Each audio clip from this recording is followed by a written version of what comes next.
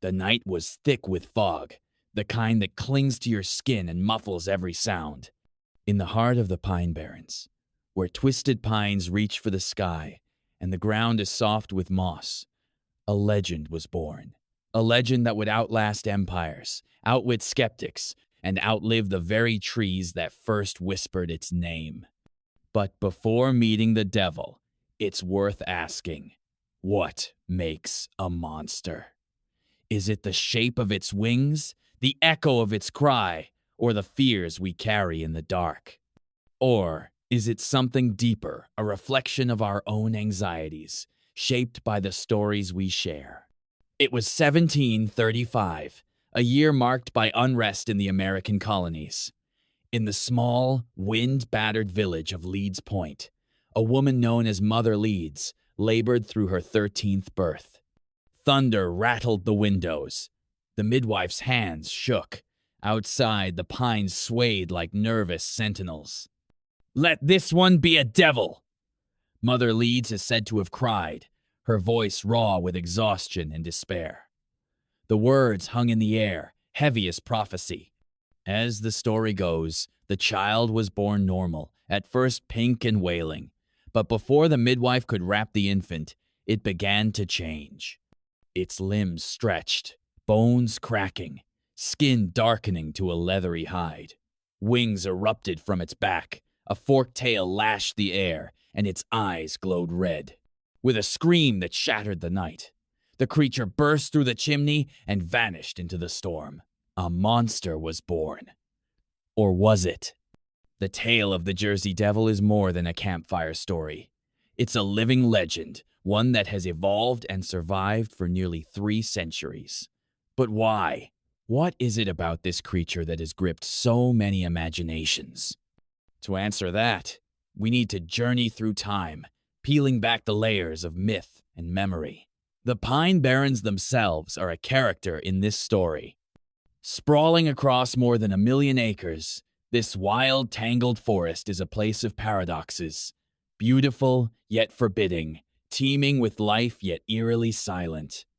Early settlers called it the Barrens because crops refused to grow, but the land was anything but empty.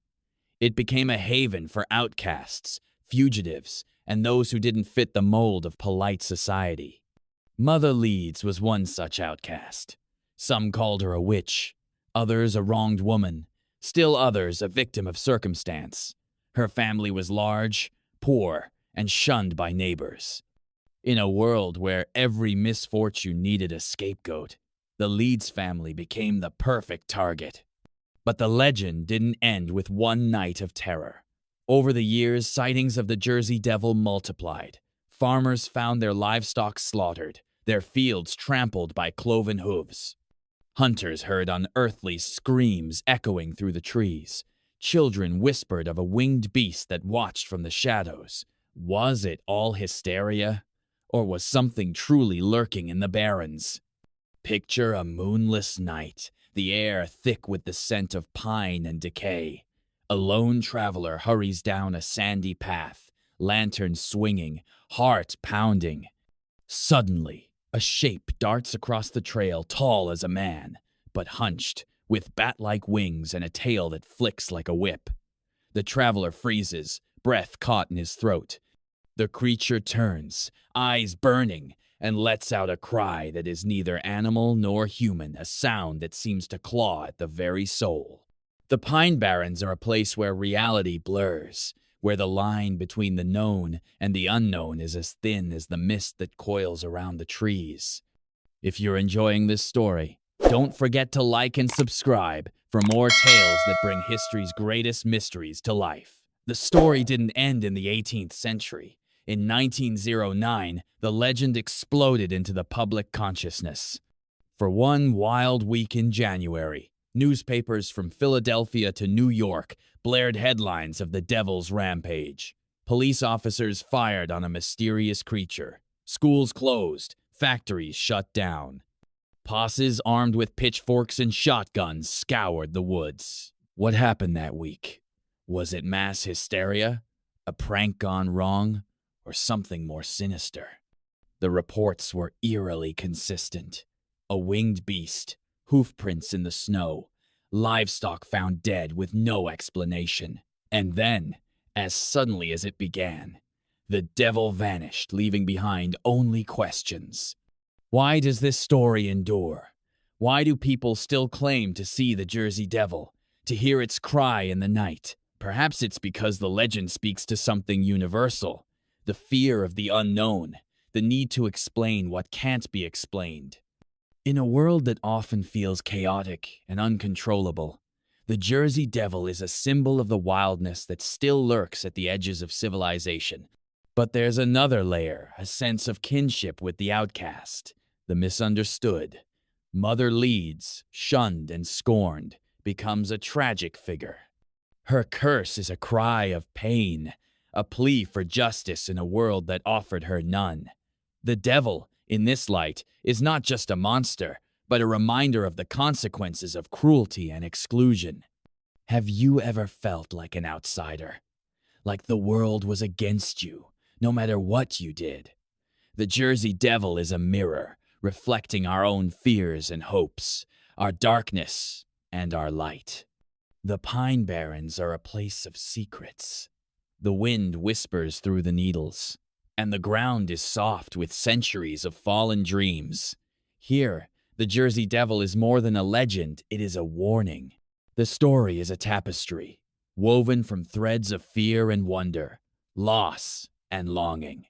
Each generation adds its own colors, its own patterns. Some see the devil as a monster, others as a guardian, still others as a trickster spirit, laughing at our attempts to pin it down. But the Jersey Devil is not a relic, it is alive, evolving, adapting. In the 20th century, the legend took on new forms. Cryptozoologists hunted for evidence, armed with cameras and notebooks. Skeptics tried to debunk the stories, while believers doubled down. The devil appeared in comic books, horror movies, even as the mascot for a hockey team. And yet, the sightings continued. In 1960, a group of boys claimed to see the creature near Mays Landing. In 1972, a taxi driver swerved to avoid a giant winged thing on a lonely road. In 1993, a group of campers fled their site after hearing unearthly screams. Each encounter is a puzzle piece, a clue in a mystery that may never be solved. But here's a twist. What if the Jersey Devil is not one creature, but many? What if the Barrens are home to a population of unknown animals, their existence hidden by the vastness of the forest and the reluctance of witnesses to come forward? Or dare we ask, what if the devil is not a beast at all, but a phenomenon, a trick of the mind, a manifestation of collective fear? Let's pause. What do you think? Is the Jersey Devil a flesh and blood animal, a supernatural entity, or something else entirely? Drop your theories in the comments. Let's see who can come up with the most convincing explanation. To truly understand the Jersey Devil, we must sift through the evidence, separating fact from fiction. The Leeds family was real. Daniel Leeds, the patriarch, was a controversial figure, a Quaker who published almanacs filled with astrological symbols and mystical writings. His neighbors accused him of heresy, and his family became the subject of rumors and suspicion. Some historians believe the legend of the Jersey Devil began as a smear campaign, a way to demonize the Leeds family. Over time, the story grew, absorbing elements of Native American folklore, European monster tales, and colonial anxieties. But the physical evidence is hard to ignore. Hoof prints in the snow, strange tracks in the sand, mutilated animals, these are not easily dismissed. And the eyewitness accounts, while often contradictory, share enough similarities to make even the most hardened skeptic pause. Could there be a rational explanation? Some suggest the devil is a misidentified animal, a sandhill crane, a large owl, or even a deformed deer. Others point to the power of suggestion, the way fear can warp perception and memory. But the truth, as always, is elusive. In the end, the Jersey Devil endures because it is more than a story. It is an experience, a rite of passage for anyone who ventures into the Pine Barrens. To walk those shadowed trails, to hear the wind moan through the trees, is to feel the presence of something ancient and unknowable. The legend is a living thing, growing and changing with each retelling. It is a reminder that the world is still full of mysteries, that not everything can be explained or controlled. And perhaps that is the real magic of the Jersey Devil. It invites us to wonder, to question, to imagine. It challenges us to look beyond the surface, to embrace the unknown. So the next time you find yourself in the Barrens, alone and far from the lights of civilization, listen closely. The devil may be closer than you think. Or perhaps, just perhaps, the devil is within us all, a symbol of our fears, our hopes, our endless quest for meaning in a world that is both beautiful and terrifying. If you enjoyed this journey into the shadows, don't forget to subscribe, like, and share. What legend should we explore next? Drop your suggestions below, and remember, the truth is out there, waiting to be found. Until next time, keep seeking, keep questioning, and keep the fire of curiosity burning bright.